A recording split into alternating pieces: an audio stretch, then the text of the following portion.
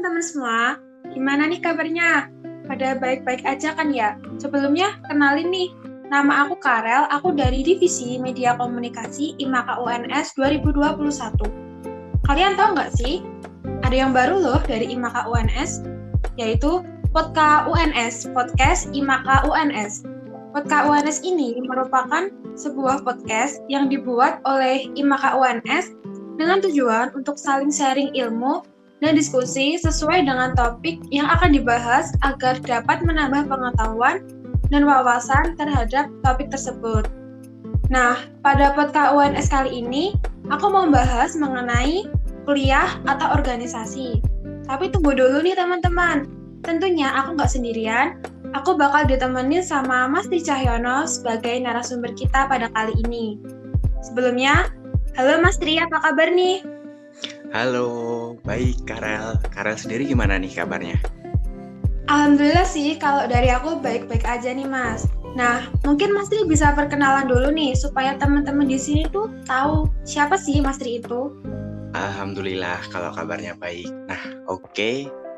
Kenalin, aku Tri Cahyono, biasa dipanggil Tri, dari program studi ilmu hukum UNS dari angkatan 2019.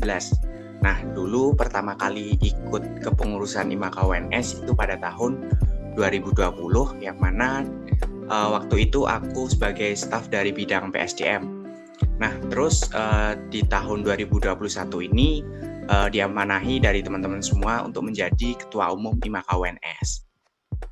Widih. Oke, jadi Mas Tri itu adalah Ketua Umum IMAKA UNS 2021 ya teman-teman. Nah, kita langsung aja nih ke topik podcast UNS pada kali ini. Yang pertama, aku mau nanya nih sama Mas Tri. Selama perkuliahan ini, ikut organisasi apa aja sih Mas, kalau boleh tahu?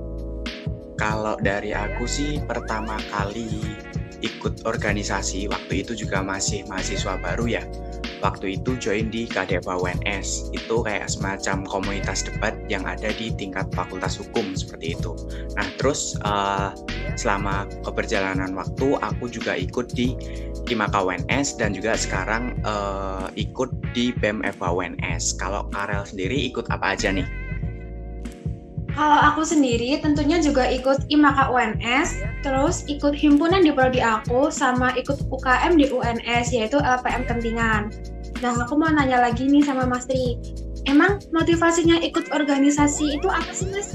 Kalau boleh tahu, padahal kan di perkuliahan sendiri itu kan tugasnya udah banyak gitu loh. Oke, sharing dikit ya. Dulu awalnya mungkin aku pernah memandang organisasi itu sebagai suatu hal yang buang-buang waktu lah. Terus apalah, nggak memiliki manfaat sama sekali gitu.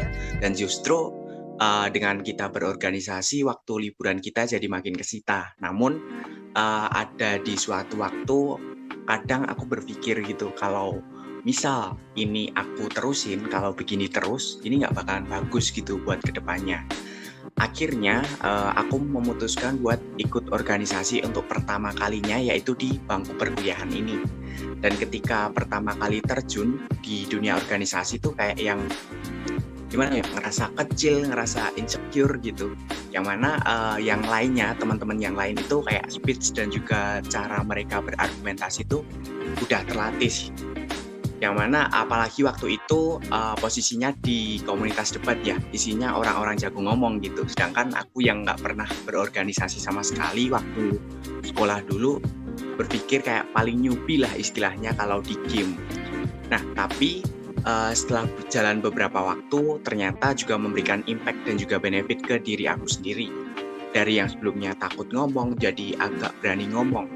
Terus juga yang dari sebelumnya nggak tahu nih cara memimpin orang-orang itu kayak gimana, jadi lebih tahu cara ngarahin orang itu gimana sih, terus juga cara koordinasi itu yang benar kayak gimana. Intinya kalau menurut aku semua itu bertahap gitu loh, dari skill komunikasi dan juga skill public speaking. Wah, luar biasa banget nih teman-teman pengalaman yang udah dilaluin sama Mas Tri ketika join ke organisasi. Ngomong-ngomong, Mas Tri sendiri, adakah kesibukan lain selain kuliah sama organisasi? Kalau dari aku sih selain kuliah sama organisasi ya, ikut di beberapa kepanitiaan fakultas sih mungkin yang bakalan terselenggara di waktu-waktu depan ini. Kalau Karel lagi sibuk apa aja nih kira-kira? Kalau aku sendiri sama sih Mas, aku juga sibuk di kepanitiaan juga. Nah, kita kan kayak bener-bener sama-sama sibuknya gitu kan Mas. Nah, aku mau tanya nih, selama ini pernah nggak sih ngerasa kayak bener-bener capek gitu loh karena kegiatan di organisasi dan kuliah yang tugasnya tuh bener-bener banyak gitu. Oke, kalau menurut aku capek itu menurutku wajar gitu loh. Setiap orang pastinya pernah juga merasakan capek. Sekalipun, maaf, orang tersebut kadang nggak memiliki kegiatan sama sekali karena sejatinya semua orang itu butuh bergerak gitu. Orang yang mungkin kerjaannya cuma tiduran, pasti juga bakalan ngerasa bosan kayak diriku yang versi dulu gitu. Dia pasti bakalan mencoba bergerak untuk melakukan suatu kegiatan, entah itu nge-game, terus jalan-jalan sama temen, atau sekedar hunting foto dan juga makan bareng kayak gitu. Terus itu semua perlu gitu loh. Cuman yang perlu kita bedain di sini adalah apakah hal-hal tersebut memberikan impact serta benefit ke diri kita sendiri untuk waktu ke depan kayak gitu. Kalau memang nggak terlalu memberikan manfaat ke diri sendiri ya buat apa gitu loh kita lakukan dengan jor-joran, justru malah nggak bagus buat diri kita sendiri. Tapi gini, mungkin ada kalanya seseorang bakalan ngerasa bosen dan merasa kapan sih semua ini bakalan berakhir kayak gitu, atau mungkin lagi sedih atau semumpel lah istilah kasarnya kalau lagi mikirin proker kayak gitu. Itu nggak apa-apa sih menurutku, wajar. Kalau dari aku sendiri sih biasanya kasih waktu untuk sendiri dalam artian spend your time for yourself kayak gitu. Nah di situ kamu mau play lagu sedih lah, lagu galau atau apalah itu bebas. Jadi pada waktu tersebut itu puasin dirimu di waktu yang udah kamu tentuin. Tapi ada tapinya nih, beri batasan ke diri kamu sendiri. Yang artinya nggak apa-apa kamu sedih dan males di suatu waktu, tapi tetap ciptakan target gitu loh, buat kapan kamu perlu bangkit lagi. Dan juga kembali mengerjakan hal yang memang sudah menjadi tugas kamu, entah itu di perkuliahan maupun di organisasi kayak gitu, Karel. Wih, bener banget nih Mas. Jadi kita tuh juga harus ngehibur diri kita sendiri biar nggak stres gitu kan ya Mas? Ya, benar sekali. Lalu cara membagi waktu gimana sih Mas antara kuliah sama organisasi?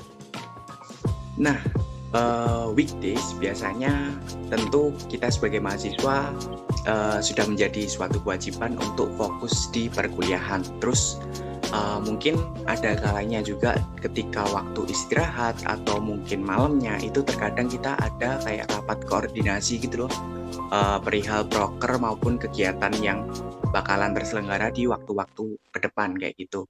Atau mungkin gini sih, saat jam mata kuliah itu ternyata nggak ada atau istilahnya di perkampusan itu jam kos lah, itu bisa kita manfaatkan untuk keperluan organisasi, yang mana hal ini menurutku sangat baik gitu loh dilakukan untuk menyelesaikan pekerjaan dalam organisasi. Terus kalau weekend pastinya Karel juga tahu sendiri lah dan juga merasakan karena sesama anak organisasi nih.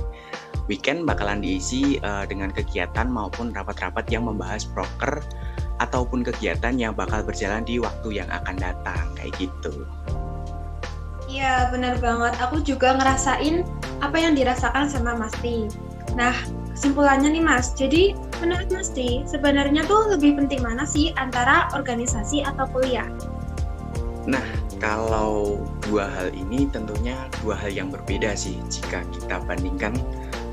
Ibaratnya itu istilahnya tidak apple to apple gitu loh. Perkuliahan itu kan kita sebagai mahasiswa tentu sebagai kewajiban, sedangkan organisasi itu ibarat kata ketika kamu pengen berkembang dan melatih diri kamu ya terjunlah ke organisasi kayak gitu. Dan menurutku tentunya yang pertama dan paling utama itu tetap lebih penting kuliah kayak gitu, karena memang realistis aja ya, diriku masuk ke UNS itu bukan untuk berorganisasi tapi untuk berkuliah dan lulus nantinya kayak gitu.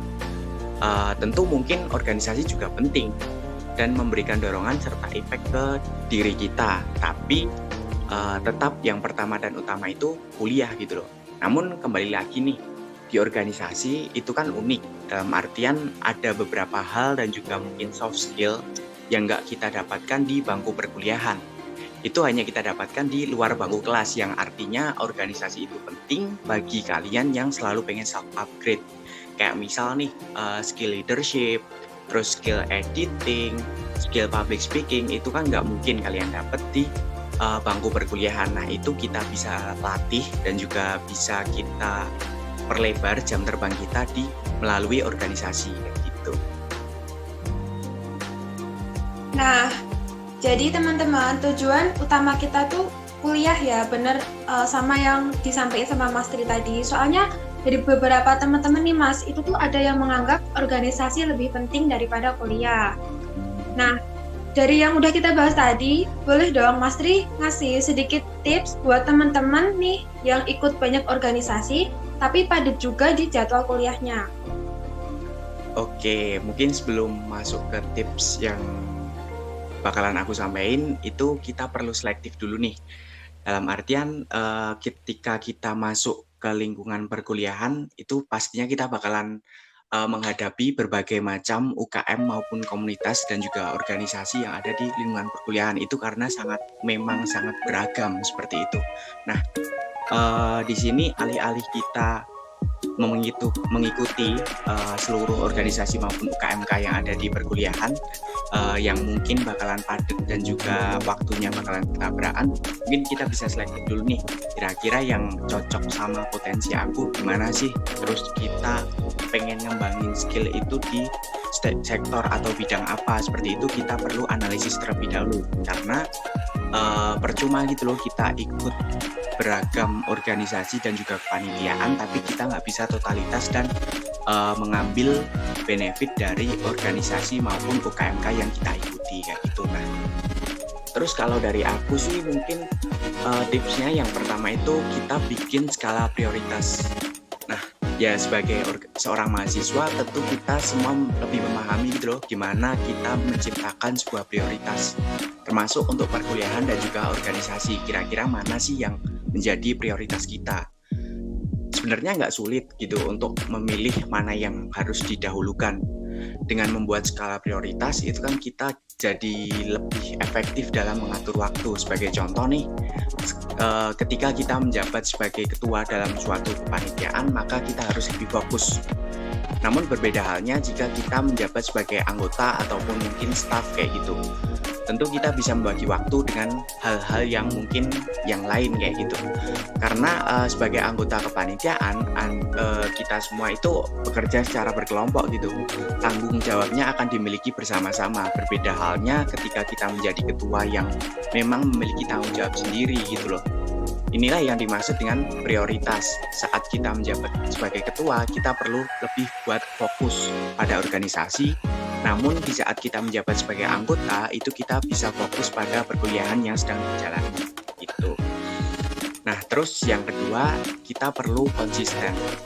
Dalam artian, ketika sebuah keputusan telah kita ambil, yaitu di sini kan dalam hal menjalani perkuliahan beriringan dengan organisasi. Jadi keputusan tersebut tentu harus tetap kita jalankan, karena memang setiap keputusan yang kita ambil itu kan memiliki resikonya masing-masing kayak gitu. Nah, termasuk dalam menjalankan perkuliahan serta organisasi maka juga ada resikonya. Yang paling banyak dikeluhkan dari teman-teman sih mungkin terkait waktu yang kadang tabrakan ataupun mungkin padat di tugas kayak gitu. Tapi bukankah kita sudah membuat keputusan tersebut? Nah, maka kita harus konsisten terhadap apa yang telah kita buat. Terkait rasa lelah, bosen, ataupun mungkin nantinya malas di tengah-tengah kepanitiaan, itu tentu terkadang akan selalu hadir gitu loh. Tapi anggaplah hal tersebut sebagai tantangan, yang artinya untuk sebagai kita salah satu ajang kita mengembangkan diri itu kan kita juga perlu tantangan gitu loh. Nah, tugas kita yaitu tetap konsisten pada hal yang emang seharusnya kita kerjakan kayak gitu. Dan juga aku mungkin berpesan ya kepada teman-teman yang lagi tergabung di dalam organisasi ataupun mungkin kepanitiaan buat tetap semangat dan juga konsisten, karena manfaatnya bukan terdapat saat itu, namun bakalan terasa di kemudian hari kayak gitu. Nah, terus yang ketiga nih terkait komunikasi. Nah, komunikasi ini hal yang penting buat kita jaga gitu loh. Misal nih dari kita maupun teman-teman yang lain itu lagi ada mungkin di suatu waktu ada kelas dadakan nih ataupun mungkin kelas ganti yang ternyata itu dadakan banget. Nah, itu tuh kita perlu jaga komunikasi yang mungkin sebelumnya udah diagendain rapat di waktu tersebut, tapi kita ada kelas dadakan itu biar nggak dinanti oleh teman-teman yang lain juga gitu loh, malah mungkin dianggap ngilang kayak gitu. Karena komunikasi itu penting juga dalam organisasi. Terus yang keempat, kita perlu set your target. Nah, kita harus menentukan hal A, B, C, ataupun mungkin yang lain itu dengan adanya target, karena hal tersebut sangat berpengaruh dalam kita menentukan kegiatan kita buat kedepannya. Nah, kita juga bisa membuat target itu untuk bisa menyelesaikan setiap kegiatan jauh lebih cepat.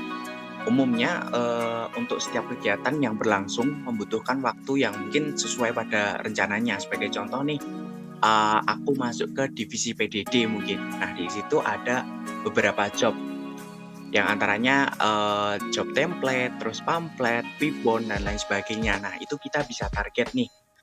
Minggu pertama kita kelarin dulu terkait template fit dan juga template pamfletnya. Terus di minggu selanjutnya kita bisa kelarin terkait video teaser dan juga ribbon seperti itu. Nah, terus yang terakhir menurut aku itu ciptakan planning. Nah, sebagai mahasiswa apalagi yang cukup aktif di beberapa organisasi mungkin yang namanya planning itu kan tentunya sangat penting. Rencana untuk kegiatan kita di hari-hari ke depan. Jadi nantinya tidak ada beberapa agenda yang bakalan tabrakan kayak gitu. Kayak sebagai contoh nih, kalau aku biasanya bikin planning itu di aplikasi kalender. Jadi yang sebelumnya itu aku mungkin berkegiatan itu campur aduk tanpa reminder sama sekali, pun kadang baru sadar ketika waktu tersebut ternyata ada agenda gitu loh.